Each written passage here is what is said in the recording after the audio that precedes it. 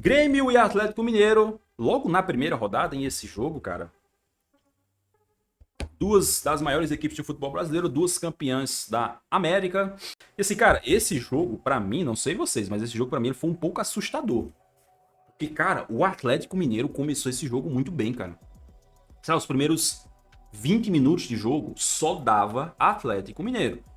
E assim, convenhamos, né, que se você fizer uma comparação entre os elencos, dá pra compreender por que o Atlético Mineiro começou tão forte, né, cara? Porque assim, o 11 do Atlético Mineiro é um dos 11 mais fortes do futebol brasileiro. Você pega aqui esse 11, cara, tem muitos jogadores bons ali. Tudo bem que tem um Rony. Não, mentira, tô brincando, que é isso. O Rony que, apesar de ser um jogador meio meme ultimamente, né? Esse fim de passagem do Rony pelo Palmeiras foi bem zoado, mas é um jogador muito útil que participou de uma era fantástica do Palmeiras. Boa noite, Light, ainda não, cara. Ainda não cheguei no jogo do Palmeiras, não. Então, assim, também é um jogador muito bom, né, cara? Aí você tem ali Gustavo Scarpa, Hulk, você tem o Gabriel Menino, que tá começando agora, né? Veio do Palmeiras. Guilherme Arana, lateral esquerdo da seleção brasileira. O Lian, que também é um excelente zagueiro. O Everson, que é um grande goleiro. Enfim, são vários grandes jogadores. E assim, o Gustavo Quinteiros, cara, treinador do Grêmio, aí tá comandando o Grêmio agora esse ano, pegou um time meio arrasado, né? Vindo aí das mãos do Renato Gaúcho em 2024, um ano realmente bem sofrível do Grêmio. E tá fazendo um bom trabalho, dentro da medida do possível. Porque assim, esse 11 do Grêmio é um dos 11, na minha opinião, mais fracos do Grêmio, que eu me lembro, assim, dos últimos, sei lá, 10 anos.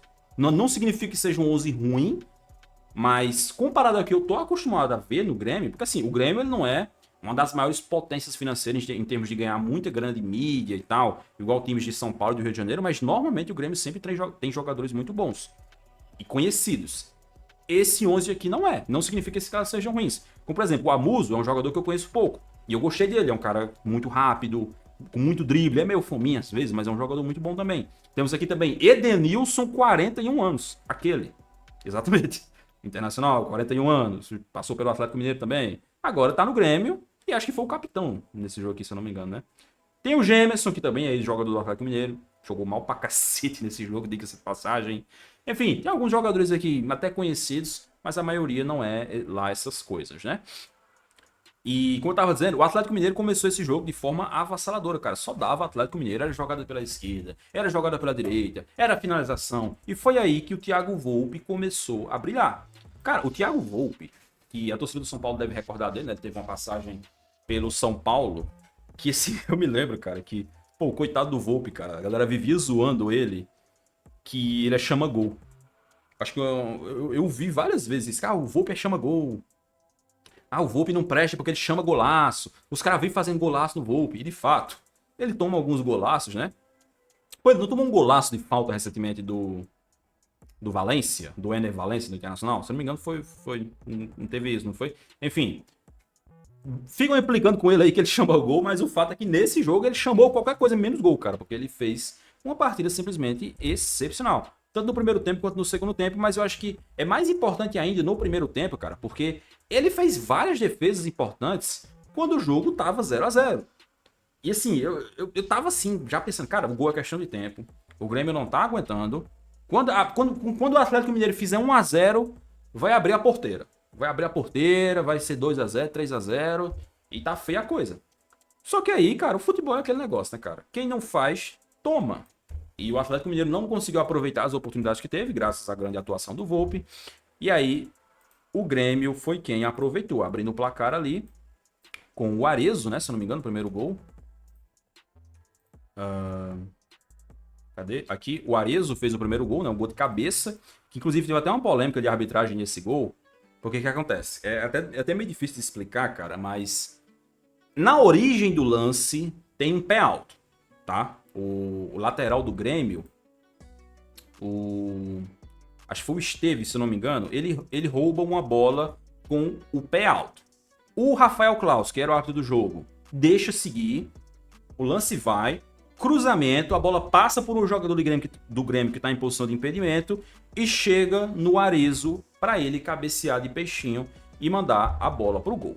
O VAR revisou o lance e confirmou o gol.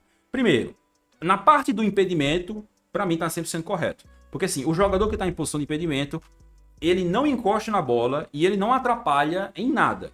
ele nem atrapalha o goleiro e nem atrapalha nenhum dos zagueiros do Atlético Mineiro. Então aí tudo bem. Porém, eu acho que o Rafael Claus errou na parte do pé alto. Porque, cara, foi pé alto do Esteves. Isso aí pra mim não tem nenhuma discussão. Ele levanta o pezão lá em cima ali pra tirar a bola, cara, e é jogo perigoso. Eu não sei se o VAR pode interferir em jogo perigoso. Eu nunca cheguei a ver uma situação como essa, assim, de anular um gol por causa de jogo perigoso. Talvez não possa. Eu só sei que o VAR confirmou o gol e assim o Grêmio fez 1-0. E aí, pouco tempo depois, né, eles já fazem o 2-0 com o Edenilson, 41 anos. Bola sobra ali para ele na área depois de um bate e rebate. E ele é muito ligeiro para dar aquela chapada para mandar a bola para dentro do gol. E aí, cara, você tem um cenário em que o Atlético Mineiro tinha feito um primeiro tempo simplesmente perfeito, até então, em termos de produção. Não perfeito em termos de conclusão, mas em termos de produção perfeito. Tava jogando muito bem, tava criando excelentes jogadas, mas não conseguiu concluir. E o Grêmio, cara, o Grêmio chegou basicamente, sei lá, umas 3 vezes no primeiro tempo, o Grêmio chegou, e em 2 ele fez o gol. Então, é aquele negócio, futebol não existe justiça, cara. Não existe justiça no futebol, não é porque você produziu mais que necessariamente você vai ganhar. O Grêmio foi mais efetivo, o Grêmio aproveitou as oportunidades que teve e foi pro intervalo ganhando o jogo de 2-0. Na segunda etapa, o Atlético Mineiro tentou de tudo, né, cara? Chegou um momento ali que o técnico do Atlético estava empilhando atacantes. Entrou o Júnior Santos, ex-jogador do Botafogo, né, que fez até gol contra o Atlético Mineiro na final da Libertadores. Começou a entrar um monte de gente ali na parte ofensiva. Eles conseguiram fazer um gol com o nosso grande Rony Rústico, beleza? O Rony já abriu a contagem aí no Campeonato Brasileiro, marcando ali de cabeça após um passe perfeito do Gustavo Scarpa, mas não foi o bastante porque eles continuaram esbarrando no Thiago Volpi, né, cara? As chances ali que o Atlético Mineiro chegou a ter para quem sabe conseguir empatar o jogo, pararam no Thiago Volpi e assim o Grêmio conseguiu assegurar a vitória, cara. Eu tava com uma expectativa muito alta para esse jogo, não apenas pro seu Flamengo, que é o meu time, mas também porque são dois dos melhores times, talvez os 2 melhores times do Campeonato Brasileiro nesse momento, né, cara? Se você for parar pra pensar assim, pô, quem são os 2 times que estão em melhor forma no Campeonato Brasileiro atualmente? De todos os 20 times. Talvez o Flamengo e o Internacional sejam esses 2. Que são 2 times que estão jogando muito bem desde o ano passado e que continuaram jogando muito bem neste ano e foram campeões aí dos campeonatos estaduais, né? O Grêmio campeão gaúcho e o Flamengo campeão carioca.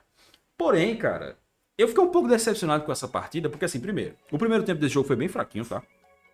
Foi bem fraquinho mesmo. Das duas equipes, tá? Dos dois lados. Mas a parte que me decepcionou um pouco é que eu esperava que o Internacional fosse um pouco mais agressivo no Maracanã, você me entende? Eu consigo entender. Ninguém vai querer sair atacando o Flamengo no Maracanã de qualquer forma, porque se fizer isso tem grande chance de acabar sendo derrotado. Mas eu achei que a postura do Internacional, com o Roger Machado ali, foi um pouco mais conservadora do que eu tava imaginando. Porque assim, cara, o Flamengo é muito forte, é óbvio que é muito forte, mas o Flamengo tava bastante desfalcado para essa partida, cara. Tava bastante desfalcado. Danilo, desfalque. Isso aqui de titulares, tá? Não são reservas. Danilo, desfalque. Gerson, desfalque. Arrascaeta, desfalque. Vinha, desfalque. Pedro, desfalque. A gente tá falando aqui de 5 titulares do Flamengo que não estavam disponíveis para essa partida contra o Internacional. Então eu imaginei que talvez eles fossem ser um pouco mais ousados para tentar conseguir a vitória contra o Flamengo por causa disso. Mas não foi exatamente assim, né? O Internacional abriu o placar ali no primeiro tempo com o gol do Bruno Henrique, um belo gol mesmo, tanto pela jogada coletiva quanto pela batida dele na bola ali, recebe a bola da esquerda para a direita e pega de primeira para mandar ela pro gol, sem nenhuma chance pro Rossi. E assim, tem um detalhe bem interessante sobre esse gol, cara, que é assim, o Internacional, ele estava um pouco acuado no primeiro tempo. O Flamengo estava pressionando, estava criando ali algumas jogadas. Já teve até uma cabeçada bem perigosa do Juninho, que inclusive foi nessa cabeçada que o... Putz, meu nome do goleiro do Inter, meu Deus do céu, esqueci. O Rocher acabou se machucando, porque assim... Cara, o Rocher ele fez uma doideira, cara. Ele foi jogar de aliança, irmão. O bicho goleiro foi agarrar de aliança no dedo. Aí o que acontece? Tem um lance que o Juninho cabeceia, o Rocher dá o rebote, e aí o Juninho e acho que o Michel também tava no lance, eles tentam pegar o rebote, e o Rocher divide com eles. Obviamente, eles com o pé e o Rocher com a mão. E daí o Rocher leva essa pancada na mão e por ele estar com um anel no dedo, lascou o dedo dele, cara. Então, ele sentiu muita dor na hora, sei lá, o jogo ficou em 5 minutos parado e ele acabou tendo que ser substituído por causa disso. Ele perdeu o segundo tempo do jogo por causa dessa bobeira de começar o jogo com anel. Pô, não dá, né? Porque assim, primeiro, é proibido, o jogador não pode jogar com nenhuma joia, nem colar, nem anel, nem pulseira, nada. Era liberado antigamente, mas hoje em dia não é. Então ele não podia fazer isso de jeito nenhum porque é proibido. E ainda por cima tem a questão da burrice, né, cara? Pô, foi muito inocente, né, cara? Você goleiro, você tá o tempo inteiro sujeito a levar pancada na mão. Você vai meter uma aliança ali, cara? Pô, é pedir pra se lascar e ele acabou se lascando, né? E aí, nesse tempo que o Rocher ficou sendo atendido, o Roger Machado aproveitou para fazer algumas alterações táticas no Internacional. E aí o Internacional melhorou no jogo e o Flamengo perdeu completamente o ímpeto, né? Daí, pouco tempo depois disso, sai a jogada do gol do Bruno Henrique aí que abriu o placar contra o Inter. E assim, cara, eu já tava... Depois desse gol, cara, me deu um desânimo tão grande que eu pensei, putz, cara, o Flamengo sem Pedro, sem Arrascaeta, sem Gerson. O Internacional tá defendendo bem, tem excelentes jogadores ali na parte defensiva, né? Especialmente o Fernando e o Vitão. O Vitão é um excelente zagueiro, poderia estar na seleção brasileira tranquilamente. Então eu já tava pensando, pô, não sei se o Flamengo vai conseguir buscar esse empate, não. Mas conseguiu no segundo tempo, graças ao famoso gol de empurrança, né, cara? Que assim, o gol do Flamengo, marcado pelo Léo Pereira, sai ali de um escanteio, né, cara? A bola sobra pro Michael, o Michael dá uma bica na bola de qualquer jeito pro meio da área, ela vai no pé do Léo Pereira, ele domina e bota a bola pra dentro do gol, né? Não foi uma jogada super bem construída, super bem trabalhada, mas foi o suficiente pro Flamengo empatar. E nesse momento, cara, o Internacional sentiu bastante o gol, porque logo depois do gol do Léo Pereira, o Flamengo ele dá uma apertada no Inter, cara, cria algumas chances ali, poderia ter virado o jogo, especialmente nessa chance aqui. Isso aqui foi logo depois do gol. Isso aqui foi logo depois do gol do Léo Pereira. O Juninho recebe um lançamento simplesmente inacreditável do Léo Ortiz, cara. Eu até comentei lá no Twitter, pô, é o David Beckham, o Léo Ortiz, cara, porque o bicho dá um lançamento lá do campo de defesa, atravessa todo o campo e deixa o Juninho na cara do gol.